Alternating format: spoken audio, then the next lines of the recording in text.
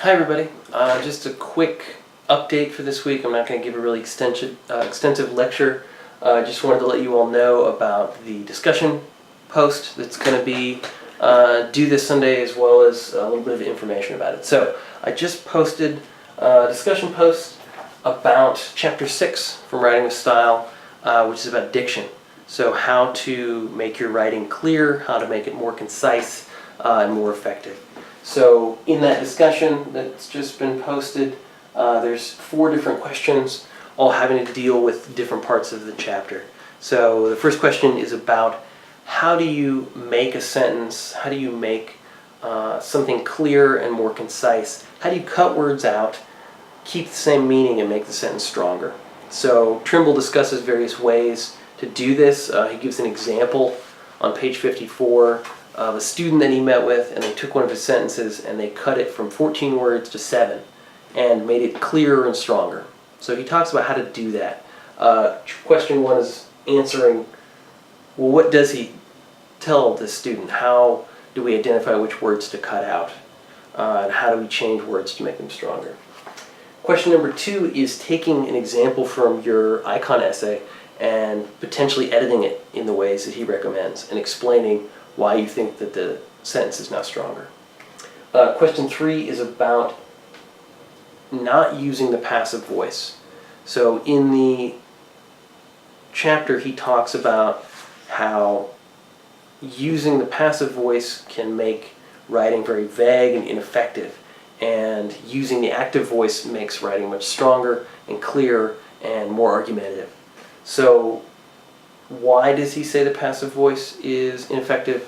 Also, why is the active voice so effective? And what are the few exceptions he gives for when you can use the passive voice and it's not a problem? 4th question is find an example of the passive voice in your own icon essay and figure out how to put it in the active voice and explain why it's more effective. The last part of the chapter, he also talks about freshness and the way to make your writing more surprising and more interesting to readers. So take a look at that as well.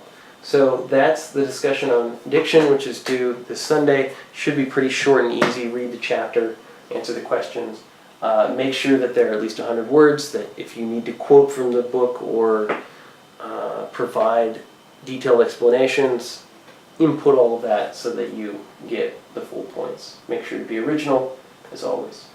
A couple other points about the home history and family essay.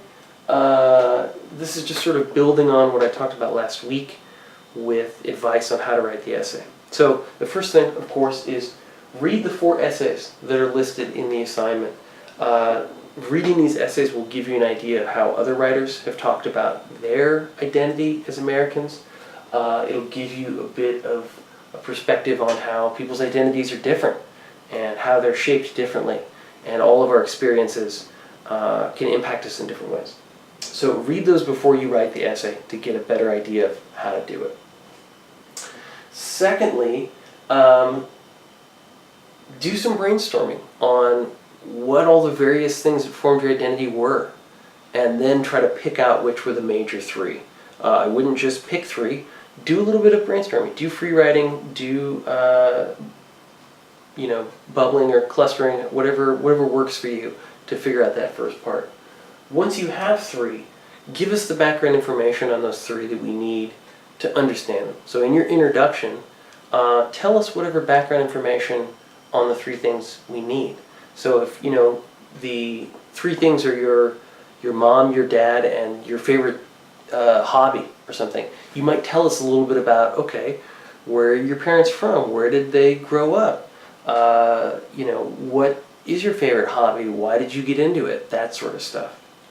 In my example essay, I talked a little bit about the town I grew up in, a little bit about my parents, and how I wasn't really influenced by the town I grew up in because my ancestors weren't really from there. It was just a town that my family moved to. And I was leading into my parents themselves.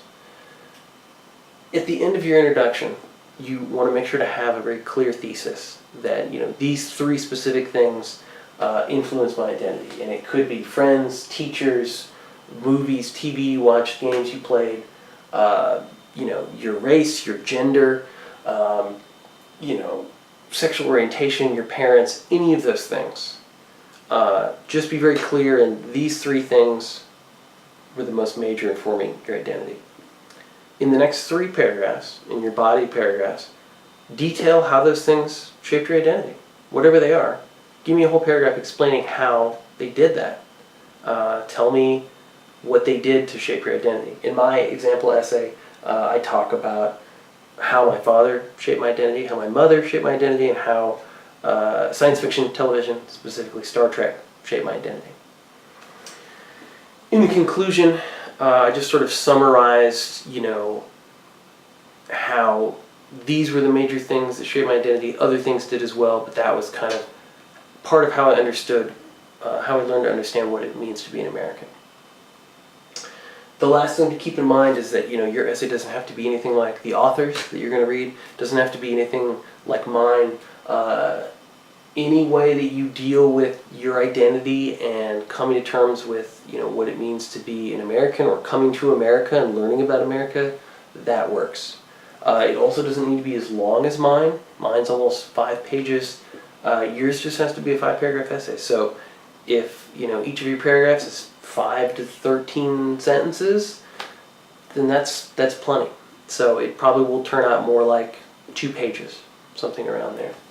If you cite something, if you use information that's not common knowledge and you need to cite it, make sure to have an in-text citation and also put it in a works cited. You very likely won't need to cite anything because this is just an essay about yourself. So if you don't have a works cited or you don't need to cite anything, that's also perfectly fine.